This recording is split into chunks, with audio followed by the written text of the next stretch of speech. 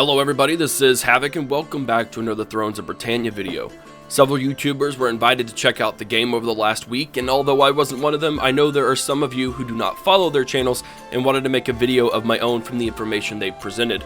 What I saw in these videos has erased a lot of the doubt in my mind on the standalone title and has given me a bit of hope that Creative Assembly are actually listening to their fans by developing some interesting mechanics and even bringing back some old ones to create a more in-depth and tactical/strategical campaign.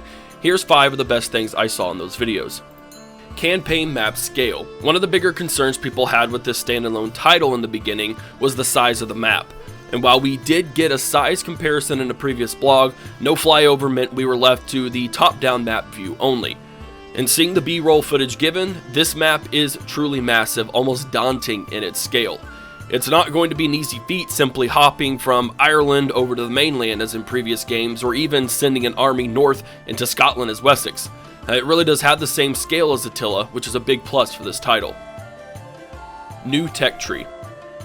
The tech tree has been thoroughly revamped in Thrones, to the point I wouldn't even call it a tech tree anymore. Gone are the days where you could simply research any tech and progress down its line.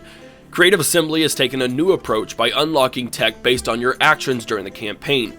You want to unlock better swordsmen? Well, you're going to have to recruit 10 sword or axe infantry first. If you want more advanced siege equipment, you better get on those siege battles.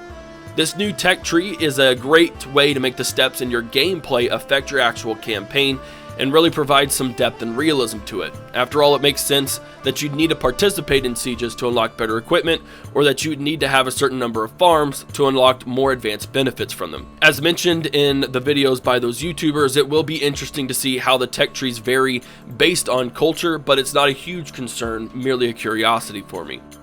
An overhauled recruitment system. This one is bound to shake people up a bit.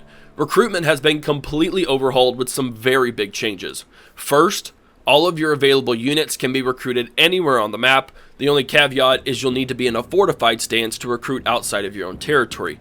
Second, and no doubt pulling from the idea of the newly released Tomb Kings DLC, all units will have a recruitment cap to them, even the low tier units. Units now also cost money and food. Third, and finally, the big drop. Your units do not recruit at full strength. Instead, they recruit at quarter strength, taking a few turns to build up, stemming from the idea of a call to arms and a mustering of the troops. What does this all mean? It means a solid level of depth and a to-be-determined level of foresight and planning on the part of the player. You won't be able to make full stacks 5 to 10 turns into your campaign, nor will you be able to make 3 full stacks of low-tier units to quickly overwhelm your enemies.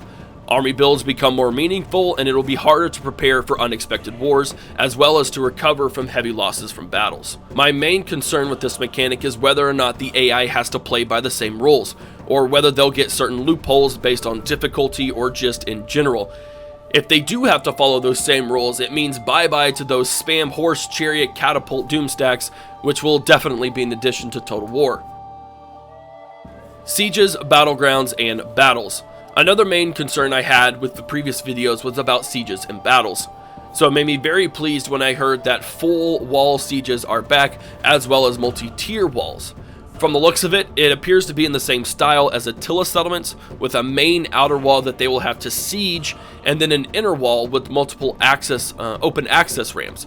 But to be fair, I've always enjoyed Attila sieges, and it's a welcome sight for those sore eyes of the one-wall Warhammer sieges. Battlefields appear to be revamped as well, though it'll be interesting to see just how different they truly are.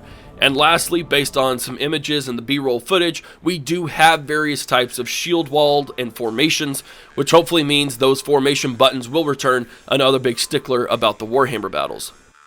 And character system. Lastly, we get a very interesting new character system. Agents have been removed, praise freaking Odin, and instead are replaced by a variation of Warhammer's follower system. You gain followers, and those followers have points that can be leveled up, giving various buffs.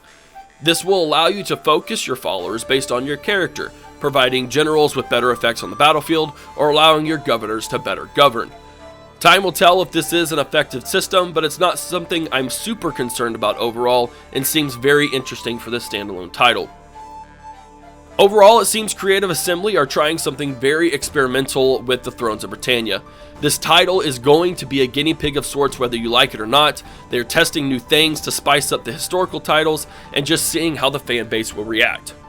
There are of course some hesitancies on the title, but I believe that Thrones will help lay the foundations for the historical series in the future, regardless of its level of success.